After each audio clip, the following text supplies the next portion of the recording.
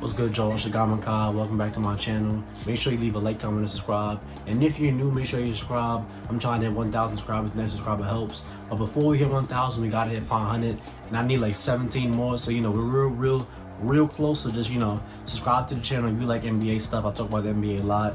Like this video if you like the video. If you're a Philly fan, you're probably not gonna like this, but it's objective, so I don't really care. But yeah, man. Today we're gonna be talking about the Philadelphia 76ers. And specifically the process, the whole trust the process movement that they went through that ultimately failed them in the long run. So, the process, that's a term coined by Sam Hinkie, their old GM. Sam Hinkie came in 2013, and in 2013, the Philadelphia 76ers were like a laughingstock in the NBA. They had been a laughingstock since Iverson left. Like, nothing really was popping there. They had Andre Iguodala, but nothing was really popping there since Allen Iverson went. Since Allen Iverson took them to the finals, nothing was really, getting percolated in Philly. And then Sam Hinkie comes in. He drafts Michael Carter Williams with the what pick was it? With the 11th pick. Michael Carter Williams had a great rookie season. I think he won Rookie of the Year that year, or if he didn't, he had a great rookie season, but he never quite put it together after that. So then the next year they get the 3rd pick, and who do they take? They take Joel Embiid. And Joel Embiid was an underrated guy coming into the draft, and because he was next to Andrew Wiggins at Kansas, so it was hard for people to see like his talent. But his talent kind of shone through during the season, and that's why he got picked so high at number 3. And he was injured his first 2 seasons, so this allowed the process to keep going. Because really the process is just tank, lose as many games as possible, get the highest pick possible, take the best talent, and then kind of just hope that you get a high pick next season. So the process, you take multiple years in a row, you hope you can grab as much talent as possible, and you move on from there. Joel Embiid missing his first couple seasons allowed them to get the 3rd overall pick again, and they drafted Jahlil Okafor. And Jahlil Okafor, looking back, was a mistake in this draft, in the 2015 draft. Obviously, if you look back, Jahlil Okafor going 3 was a mistake, but at the time, he was coming off of a national, title. He was a good big man. He was a good, post presence. Like, he was a good, solid pick. He was a great pick at that spot. But Jahlil Okafor obviously did not work out, and you saw it during the season when they continued to keep losing games. Joel Embiid wasn't quite ready yet, so that allowed them to get the 1st pick next season.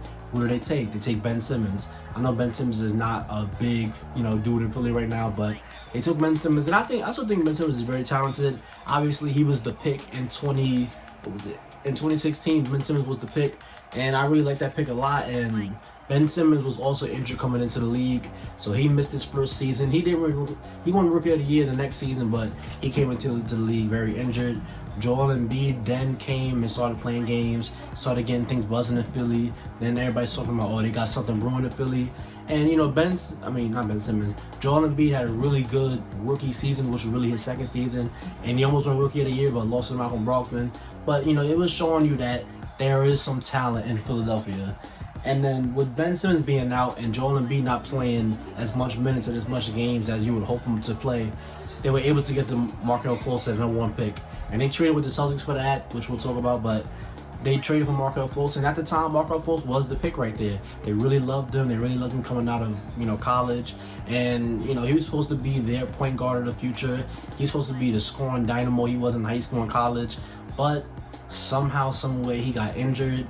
And he hurt his shoulder, and it was something with his shooting, his shooting form, and he was just never right in Philly. So they tried with him for a year, 2 years, 3 years. Then finally they say, you know what, enough is enough. We're gonna move on from Markelle. And after that, this is where the process starts to kind of really unravel, because I feel like after the Markelle Fultz trade, they did do good things. They got Jimmy Butler. They went and got Tobias Harris, but the process, if Markelle Fultz or whoever they pick with Markelle Fultz pick winds up as a good player, I don't think we're in the predicament we're in right now, to where you only have Ben Simmons and you only have Joel Embiid. And an underrated part of the process that I feel like isn't talked about a lot is that outside of the top pick that they were taking quality dudes. Like Jeremy Grant went in the same draft as Joel Embiid. They took Rashawn Holmes in the draft. They took, Jahlil Okafor.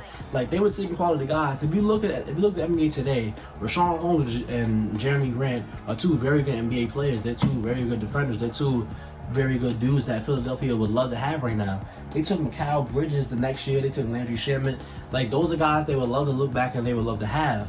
But as time went on, the Philadelphia 76ers, their best shot at the process being a success was 2019.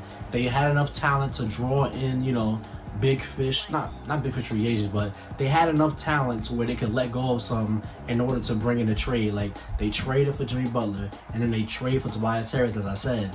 And 2019 was their shot. And I think that if Kawhi doesn't hit that shot, they probably win that game in OT. They probably go on to win the title if, the Dubs injuries still, stay the same.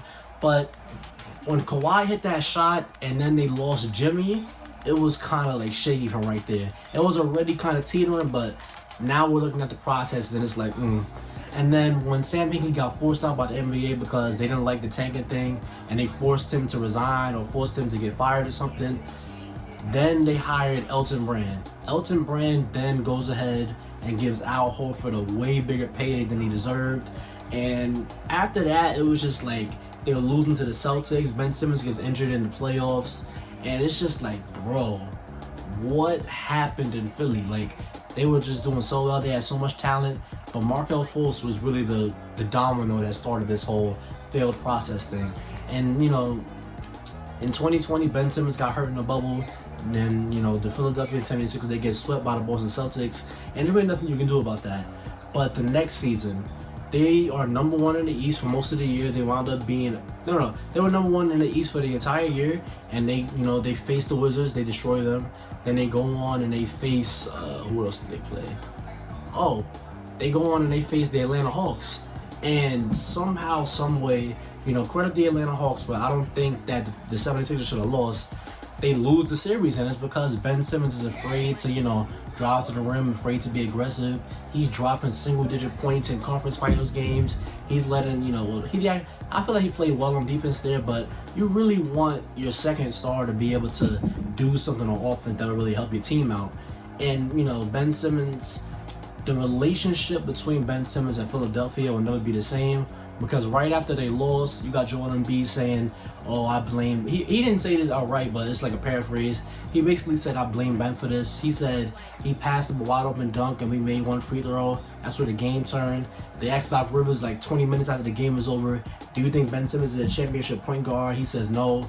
So it's like now the process, when you look at it, all it's netted them is Joel Embiid. And Joel Embiid, as great as he is, he cannot do it by himself. Nobody ever could. And now Ben Simmons wants out. I don't think he's formally requested a trade, but it's very clear both sides are done with each other. And this is just sad because I think if Sam Hinkie stays the GM, I don't think this goes like this. I think he finds a way to kind of do better things. But Elton Brand, he kind of just came in. He came into a process that was not his. And Sam Hinkie, I feel like if he would have stayed, things would have went, smoother. So now, let's talk about the current day 76ers. Right now, I think that the 76ers are a really talented team, but once they lose Ben Simmons, it's going to take them down a few notches, not one notch, a few notches, because Ben Simmons is really all of their perimeter defense. Danny Green is there, sure, Matisse Thybulle is there, but you can only play him in limited spots because of his offensive, limits. So when you trade Ben Simmons, and the most likely trade you're going to get back, you're probably not getting a win now, championship level point guard perimeter guy. Like the most ideal scenario is getting back D'Angelo Russell and staying kind of competitive, but Ben Simmons being traded is a clear downgrade in talent. No matter where you trade him to Golden State, you trade him to Indiana, Toronto, you trade him to Sacramento. No matter where you trade Ben Simmons, and I do think that Ben Simmons is going to get traded, no matter where you trade him, he's going to be, lowered down in the talent. You're not going to be a contender anymore. And then I don't see why Joel Embiid would want to stick around for, the dark years of, why would he want to stick around for another kind of awkward phase in Philly basketball?